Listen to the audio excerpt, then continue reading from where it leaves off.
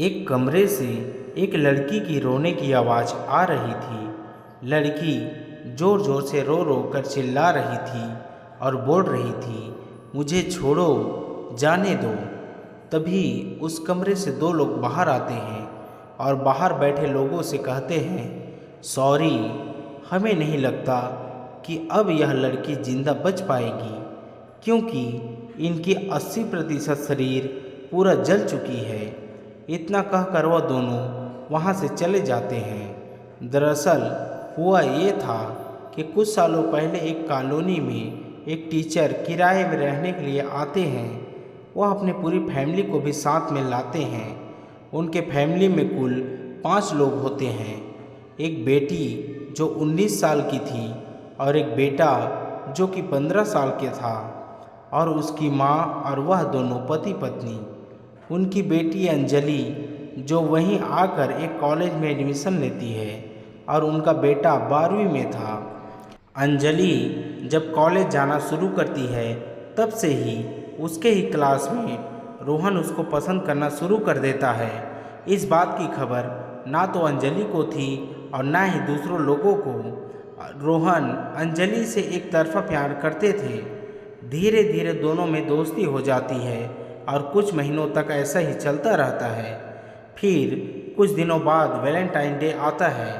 रोहन और अंजलि जो कि पहले से दोस्त थे, रोहन ने उस दिन मौका पाकर अंजलि को उसकी सहेलियों के ही सामने प्रपोज कर दिया। अंजलि ने रोहन के प्यार को अस्वीकार करते हुए कहा, रोहन, मैं तुम्हें अच्छा लड़का समझती थी, इसलिए मैंने तुमसे दोस्ती की और तुम मेरे बारे में यह सब सोचते हो। रोहन, आज के बाद तुम मुझे अपना शक्ल भी मत दिखाना और ना ही मुझसे मिलने की कोशिश करना। इतना कहकर अंजलि वहाँ से चली गई। रोहन जो कि वहीं पर था और बहुत शर्मिंदगी महसूस कर रहा था। साथ में वहाँ पर मौजूद सभी लोग रोहन की हालत पर हंसने लगे। तभी रोहन वहाँ से गुस्सा होकर चला जाता है। अगले दिन से कई दिनों तक रोहन कॉलेज नहीं आता है। जब मामला थोड़ा ठंडा होता है तो रोहन फिर से कॉलेज जाना शुरू कर देता है। एक दिन ऐसे ही कॉलेज के गेट पर अंजलि ऑटो का इंतज़ार कर रही थी घर जाने के लिए। तभी उसकी नज़र रोहन पर पड़ी जो कि अपनी बाइक से उसकी ओर आ रहे थे। अंजलि दूसरे तरफ मुड़ गई।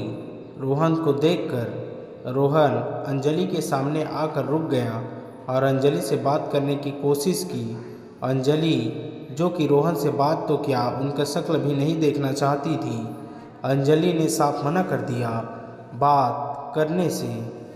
रोहन उससे बात करने के लिए रोहन ने किसी तरह से अंजलि को मनाया बात करने के लिए और माफ़ी भी मांगी। उससे ज़्यादा कुछ बोले बिना वहाँ से चला गया। रोहन के जाने के बाद अंजलि भी चली जाती है और सोचती है, कितना अच्छा लड़का है, मैंने उसे खामखा बुरा भला कह दिया। अगले दिन फिर कॉलेज में उन दोनों की मुलाकात होती है और अब धीरे धीरे कुछ दिनों बाद फिर से पहले जैसे दोस्त बन जाते हैं।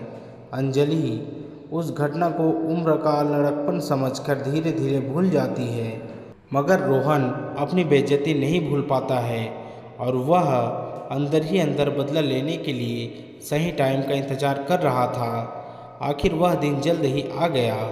एक दिन की बात है जब अंजलि के घर वाले सभी लोग उसकी मामा के शादी में उसकी नानी के यहाँ गए हुए थे और अंजलि का एग्ज़ाम नज़दीक होने के कारण वह नहीं जा पाई और तबीयत खराब होने के कारण वह कॉलेज भी नहीं जा पाई। तभी उन्होंने रोहन को कॉल करके उस दिन के नोट्स लाने को कहा।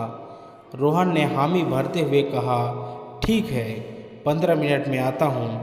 ऐसा कहकर वह अपने नोट्स पकड़कर अंजलि के घर की ओर निकल गया। रोहन जैसे ही घर के बाहर पहुँचा, उसने अंजलि को कॉल किया और बताया कि वह घर के बाहर खड़ा है। तभी अंजलि ने उन्हें घर के अंदर आने को कहा और आने के बाद उसे बैठने के लिए कहा। साथ में चाय कॉफ़ी के लिए भी उसने पूछा।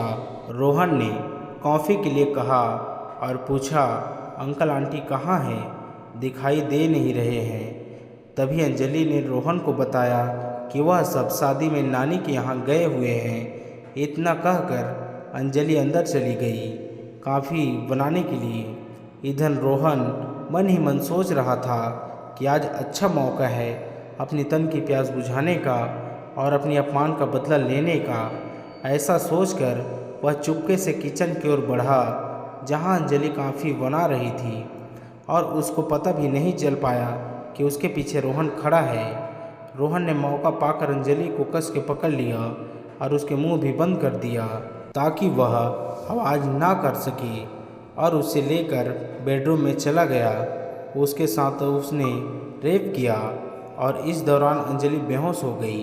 रोहन ने सोचा कि कहीं अंजलि मर तो नहीं गई। इसी डर से उसने अपने कपड़े जल्दी जल्दी पहने और उनके घर में आग लगाकर भाग गए। आग जैसे जैसे बढ़ती गई आसपास के लोगों को पता चल गया। उन्होंने आग बुझाने की कोशिश की और अंदर देखा तो अंजलि निर्वस्त्र अंदर पड़ी थी। तभी सभी ने उनको बाहर निकालकर हॉस्पिटल लेकर गए और उनके मम्मी पापा को कॉल करके इस घटना के बारे में बताया।